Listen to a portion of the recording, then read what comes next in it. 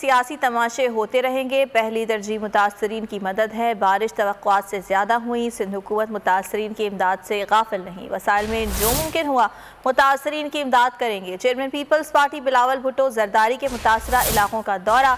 इंतजामिया को कैंप्स में खुराक की फराहमी की हिदायत की। कहा वज़ीर आज़म और वफाकी हुकूमत भरपूर मदद फराहम कर रही है। दोस्त ममालिक से इमदाद मिलने का इम्कान है। इमदाद और बहाली के कामों को मैनेज करने में वक्त लगेगा। वफाक से खैमे और दूसरी अशिया मांगी हैं। बैनुल अक़वामी फोरम्स को भी दरख्वास्त दी है। कंबर से कराची और ठट्टा तक जो सूरत हाल है वो बहुत ही ख़राब है। मैं हूं जैस्मीन मंजूर और आप मुझे देखेंगे सिर्फ बोल पर।